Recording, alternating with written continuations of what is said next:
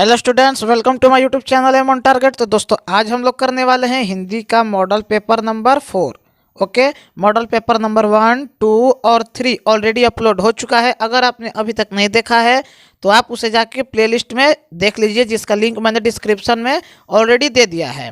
Okay, और आप already आपको पता होगा कि हमारे इस चैनल पे क्लास 9 वालों के लिए 2-2 मॉडल पेपर, ओके, और क्लास 10 वालों के लिए 5-5 मॉडल पेपर, साथ ही क्लास 12 वाले लड़कों के लिए 5-5 मॉडल पेपर सभी विषयों का फ्री में प्रोवाइड किया जा रहा है। तो अभी तक आप हमारे चैनल से नहीं जुड़े हैं तो चैनल को सब्सक्राइब करके हमारे चैनल से जुड़कर एक अच्छी तैयारी करना शुरू कर दीजिए। ओके, तो आइए आज के हिंदी के मॉडल पेपर के बारे में हम लोग थोड़ा सा समझ लेंगे। आपको 100 MCQ आएगा परीक्षा में, 50 MCQ करना है। ओके, 50 MCQ करना है, आएगा 100 लेकिन करना है कितना, 50। ओके, तो पहले यहाँ पे ये चीज़ क्लियर समझ लीजिएगा। ओके, दूसरी बात है कि कहानी, कविता और व्याकरण, ये तीनों से क्वेश्चन मिक्स होंगे। साथ ही हमारे इस मॉडल पेपर में भी ये क्वेश्चन मिक्स होंगे इस तीनों से।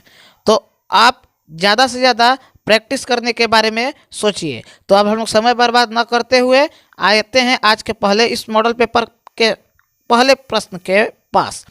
पहला क्वेश्चन है, विष के दांत पाठ की विधा है। ऑप्शन निबंध, बी व्यक्ति चित्र, सी कविता या डी कहानी। तो ये विष के दांत ये पाठ जो है इसका MCQ चैप्टर वाइज भी हमारे इस चैनल पे मौजूद है। प्लेलिस्ट का लिंक मैंने डिस्क्रिप्शन में दे दिया है। 12 वीडियो अपलोड है चैप्टर वाइज, जिसमें से ये विष का दांत भी चैप्टर है, मछलियाँ है, अवेन्यू है, नौबत खाने में इबादत है। ये सभी चैप्टर्स के MCQ ऑलरेडी आपके लिए हमारे द्वारा फ्री में अपलोड कर दिया गया है। ओके, तो आप वहाँ से सभी विषय का अगर MCQ करना चाहते हैं, साथ ही सभी विषय का भी MCQ अपलोड है। ओके, तो इस प्रश्न का सही जवाब हो जाएगा ऑप्शन नंबर डी कहानी। नेक्स्ट क्वेश्चन है, विशेषण की विशेषता बताने वाले शब्द को क्या बोलते हैं। क्रिया विशेषण, सर्वनामिक विशेषण, प्रविशेषण या संज्ञा। तो जो शब्द विशेषण की विशेषता बताए उसे बोलते हैं प्रविशेषण। ओके, और ये विशेष से भी लिखा हुआ आपके परीक्षा में आ सकता है, तो कंफ्यूज नहीं होना है। आइए नेक्स्ट क्वेश्चन नंबर को देखते हैं और कमेंट में ज़रूर बताइएगा कि आपने खुद से कितना क्वेश्चन सही किया है, और साथ ही इस सेशन को लाइक करते हुए चलना है। हजारी प्रसाद द्विवेदी रचित पाठ है, मतलब हजारी प्रसाद द्विवेदी इन चारों ऑप्शन में से किसकी रचना करें हैं। नाखून क्यों बढ़ते हैं, बहादुर, अवेन्यू या मछली। तो राइट आंसर हो जाएगा नाखून क्यों बढ़ते हैं। अगला क्वेश्चन है, ये सभी कहानी वाले सेगमेंट से प्रश्न आ रहे हैं, आपको आइडिया लग ही गया होगा अगर आप किताब पढ़े होंगे तो। सेन साहब की कार की कीमत कितनी थी, 7,500, 8,500, 9,500 या 7.5 लाख। तो राइट आंसर 7,500। नेक्स्ट, परिमाण वाचक विशेषण है, सुंदर, थोड़ा सा, चार या पुराना। तो देखिए विशेषण कल वाले मॉडल पेपर में, मॉडल पेपर नंबर 3 में मैंने ऑलरेडी बताया कि व्याकरण के कौन कौन से टॉपिक पे आपको सबसे ज़्यादा ध्यान देना है।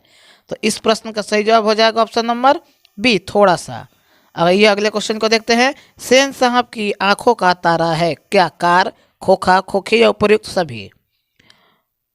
तो कौन, खोखा। नेक्स्ट, मोटर को कोई खतरा हो सकता है तो खाली स्थान से, खोखा, मदन, सीमा, शेफाली।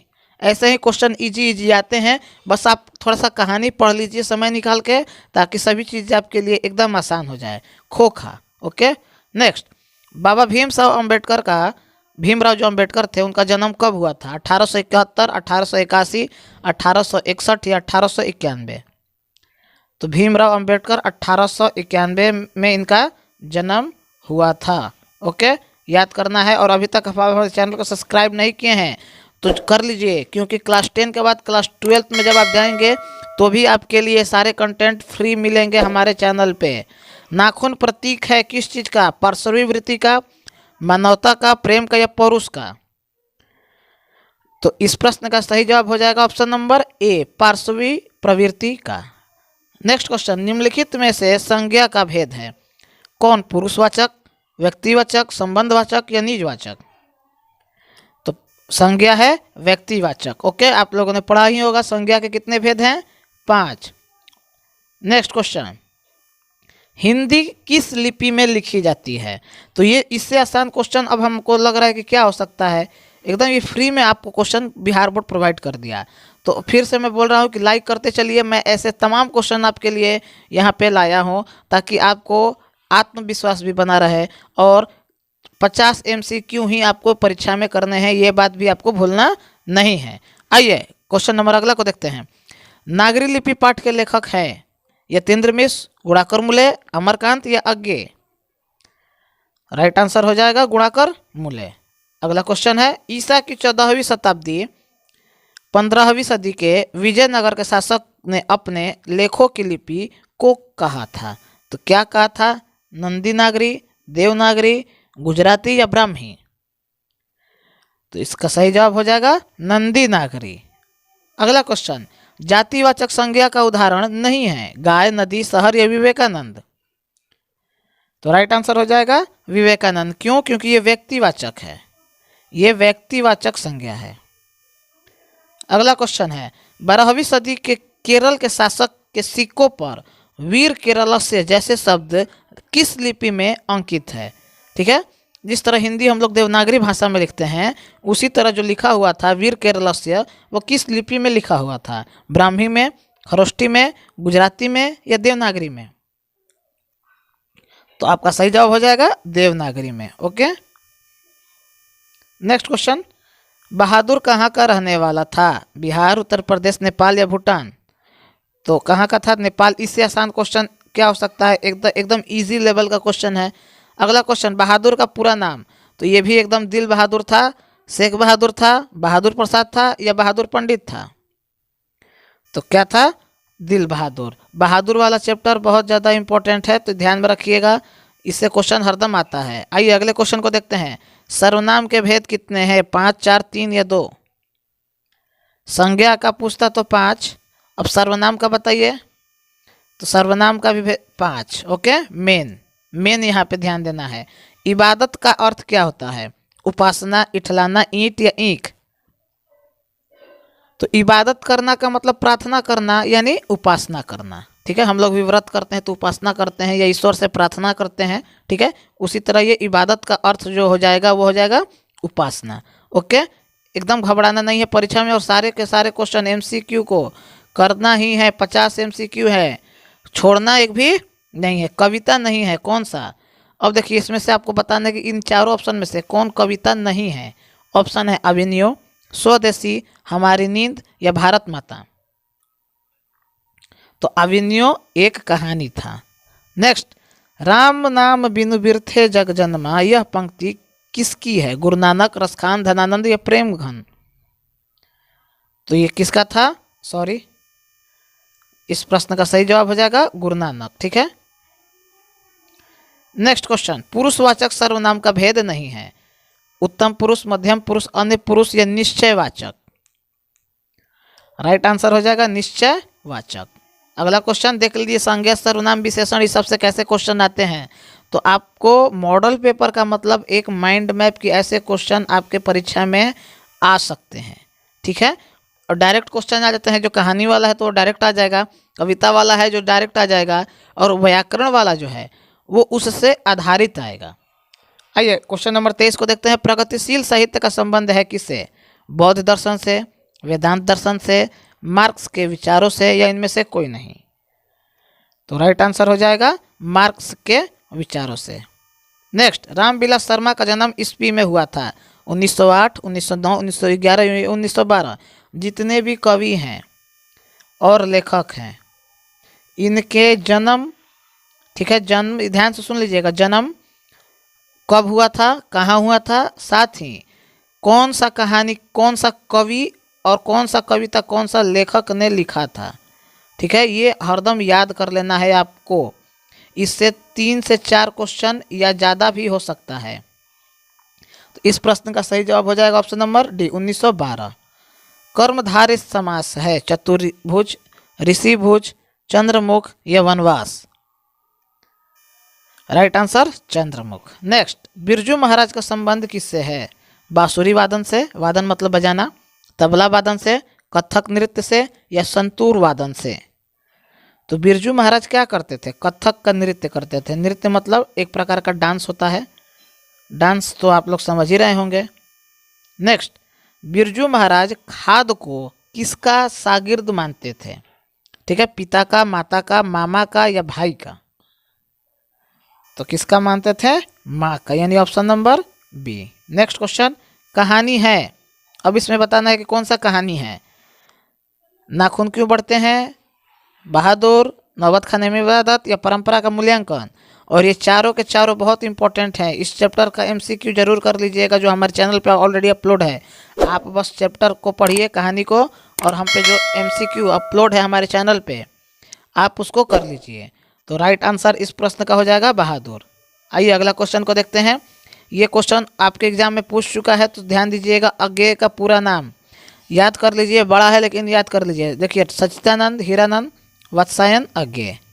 ठीक है, एकदम याद कर लीजिएगा अच्छे से। 30 नंबर क्वेश्चन, कर्मधारय समास नहीं है। कमल नयन, चवन्नी, नीलांबर या कृष्ण सर्प। तो राइट आंसर क्या हो जाएगा? ऑप्शन नंबर बी, चवन्नी। ओके, देखिए मैं आपको एक बात हिंट कर रहा हूँ कि हमारे चैनल के द्वारा जो भी स्ट्रेटजी, जो भी रणनीति आपको बताई जाती है वो 100% इफेक्टिव है, यानी कारगर है, बशर्ते अगर आप पढ़ाई करते हैं तो। अगर आप पढ़ते हैं तो उससे एक भी क्वेश्चन बाहर नहीं जाएगा। अगर आप नहीं पढ़ते हैं तो भाई कोई दुनिया का ताकत आपको पढ़ा नहीं सकता है। और हमारे इस चैनल पे एकमात्र ऐसा जो चैनल है जो क्लास 9, क्लास 10 और क्लास 12 तीनों का कंटेंट एक साथ डालता है। क्लास 9 वालों के लिए भी मॉडल पेपर अपलोड है, आप प्लेलिस्ट में जाकर चेक कर सकते हैं। अगर आपके कोई भाई या बहन है तो उनको चैनल के बारे में बताइए। क्लास 10 वालों के लिए तो ऑलरेडी हो ही रहा है, और 12th वालों के लिए भी कंटेंट अपलोड हो रहा है। ओके, आइए इस क्वेश्चन को देखते हैं। हिंदी कविता में प्रयोगवाद का सूत्रपात किया किसने? महादेवी वर्मा ने, राम इकबाल सिंह राकेश ने, दिनकर ने या अज्ञेय ने। तो राइट आंसर हो जाएगा अज्ञेय ने। अज्ञेय का पूरा नाम सच्चिदानंद हीरानंद वत्सायन अज्ञेय। नेक्स्ट, द्वितीय विश्व युद्ध में परमाणु बम किसने गिराया था? सॉरी, बम किस पर गिराया गया? तो जापान पे। कौन गिराया था? तो अमेरिका। अमेरिका ने जापान के 2 शहर हैं नागासाकी और हिरोशिमा 1945 में उस पर गिराया था। ओके, आइए आगे देखते हैं। एवेन्यू किस देश में है? रूस, फ्रांस, जर्मनी या स्विट्जरलैंड। ये चैप्टर बहुत ज़्यादा इंपॉर्टेंट है, इसका एमसीक्यू जरूर कर लीजिएगा। तो इस प्रश्न का सही जवाब हो जाएगा option number B, France. Next question, लेखक के पिता ने कितनी मछलियाँ खरीदी थी? 1, 2, 3 या 4।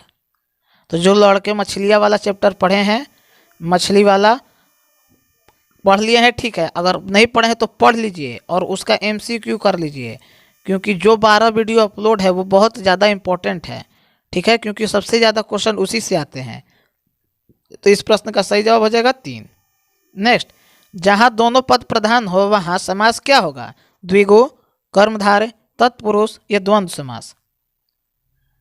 तो जहाँ दोनों पद प्रधान हो उसको बोलते हैं द्वंद्व समास। ठीक है, अगला क्वेश्चन, लेखक अपने पिता से क्या मांगना चाहता था? खिलौना, किताब, पैसा या मछली। तो मछली मांगना चाहता था। ये मछली वाले कहानी का क्वेश्चन है, एकदम इजी, डायरेक्ट। जो लड़के पढ़े होंगे तुरंत देखेंगे और उड़ा देंगे। तो फिर मैं बोल रहा हूँ कि लाइक सब्सक्राइब एकदम करते चलना है।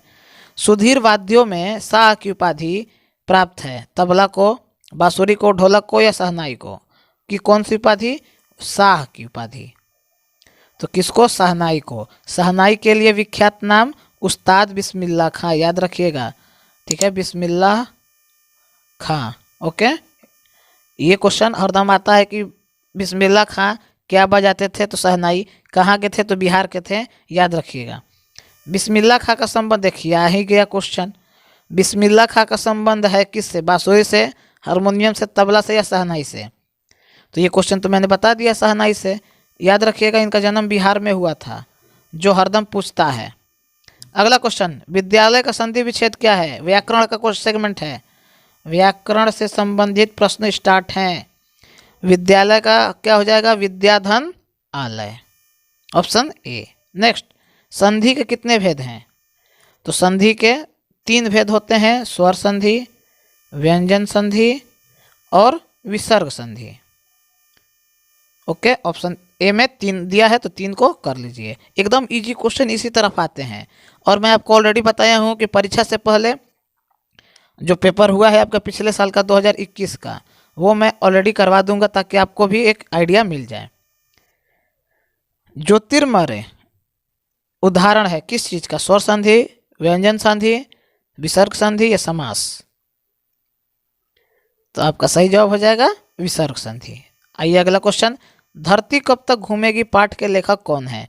मैंने स्टार्टिंग में ही बताया कि जितना कहानी है उस कहानी के लेखक और कविता के कवि, इसके नाम याद कर लीजिए। ऐसे 3 से 4 क्वेश्चन, मैक्सिमम 5 क्वेश्चन आपको हरदम परीक्षा में पूछता है, ज़्यादा भी पूछ सकता है। तो इस प्रश्न का सही जवाब क्या हो जाएगा? हो जाएगा option number A. Next question, ढहते विश्वास कहानी का प्रमुख पात्र कौन सा है? मगमा, सीता, लक्ष्मी या पंपाती?